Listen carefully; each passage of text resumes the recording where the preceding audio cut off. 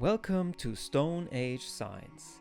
We are scientists investigating information encoding from the earliest science in the Paleolithic to the modern day information age. We take you with us on our journey to museums and universities, examining the mobile artifacts in their originals to understand the science of the Stone Age.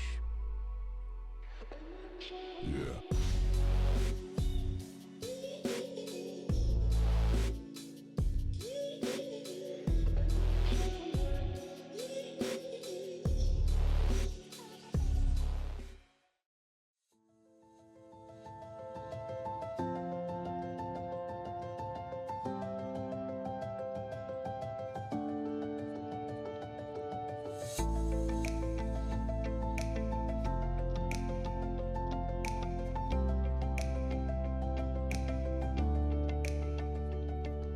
In the lush mountains around Neuwied, there is a villa which nowadays is used as an archaeological research institute, Monrepos.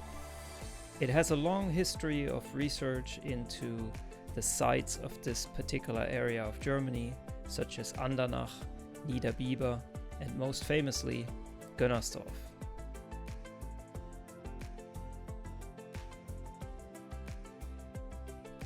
So there is a long tradition of research at Monrepos, going back to the original work of Gerhard Wosinski, and nowadays the institute is led by Sabine Gaudzinski-Windhäuser.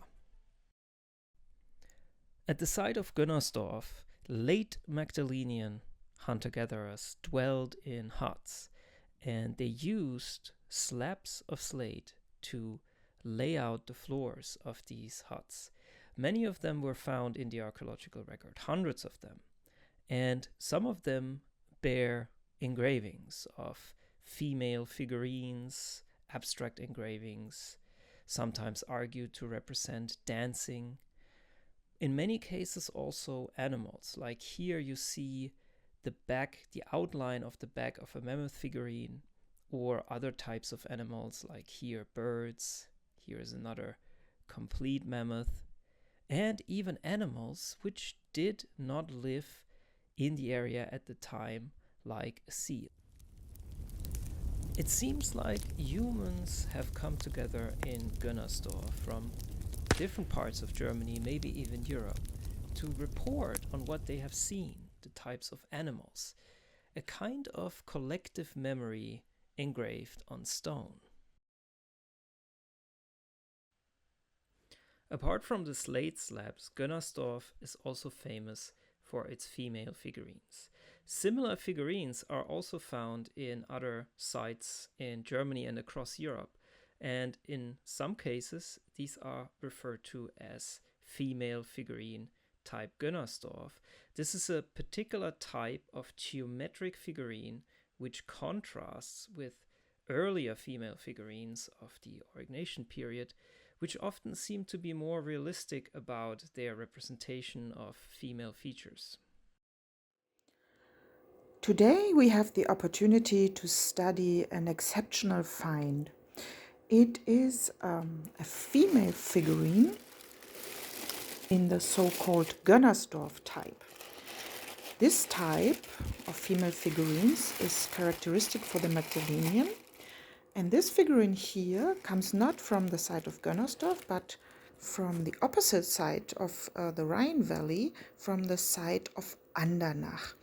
And what is so exceptional about this piece is it's very big and chunky. You see, it's made from a pretty big piece of mammoth ivory, and we see the typical features of a Gönnersdorf type female figurine, which is a human depiction in the profile, so looking from the side. Here we have the front, the legs, the very pronounced butt, and we have here the back. And when you look closer, on this right side, we have this sort of V-shaped sign that might represent the arms, bended arms on the side of this figurine. The slate slabs from Andernach and Gönnersdorf are well studied, and there is even an ongoing project studying the abstract motifs on these. So Eva focused on studying other types of mobile artifacts like these rondelles. Apart from visiting Monrepos, we also met with the SignBase team, including our new PhD student Carla Olabe Rodriguez and our research assistant Marie-Louise Hahn, as well as our database programmer Sedbul Lee. This was a good opportunity for us to update one another about our research. Eva talked about her research in Romania and where she wants to take the database.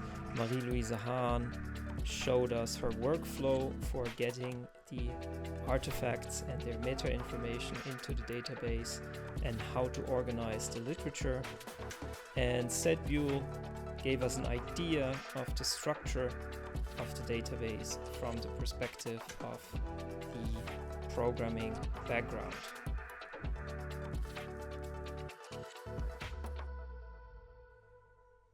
We then also had an excursion, and we were extremely lucky that the vice director of Monrepos, Olaf Jöris, had the time to give us a tour. So we visited different sites, including Gönnersdorf, and here we are at Niederbieber. This was used by Upper Paleolithic people as a kind of workshop. So there were loads of different spots where the archaeologists found the remains of stone tool working, of different kinds of materials, which are here indicated in different pie charts. And I personally find it extremely fascinating to be at these sites where you think about the fact that beneath your feet there are many layers of archaeological finds which reflect our human history. We then went on to Monrepos, and as Olaf explained to us, the current exhibition aims to deconstruct our idea of individuality as humans and rather put the focus on what is common between us, common between all humans of the species Homo sapiens. And it also tries to show the different aspects of the life in the Paleolithic, such as the dangers of living in the Paleolithic. The exhibition also plays with our curiosity, which arguably is a defining feature of humans. We want to understand what is behind the drawers. We want to understand how things work and how they are connected. And this, of course, leads us to human tools, which enable us to control the world around us and have an impact in unprecedented ways on the environment. Finally, there are also rooms dedicated to the spiritual world, to the world of storytelling, signs, and symbols. Here, for instance, you see a replica of the so-called lion human from Hohenstein-Stadel of the Swabian Auric nation, and it bears on its left arm 7 deep incisions, sometimes interpreted as scarifications.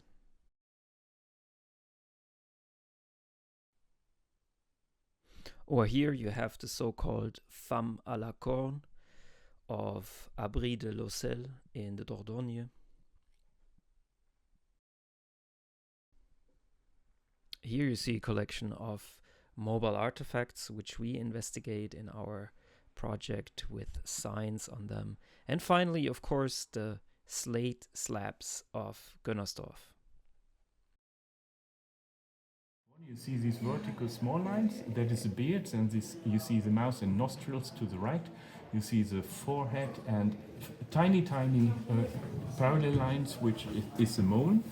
And then there's very, very thin, going a thin line following the shape of the plaquette, and then where these steps are appearing, it's bending down, that's the back. and there is very hard to see the front leg and the hind leg. There is a kind of hashtag, if you want.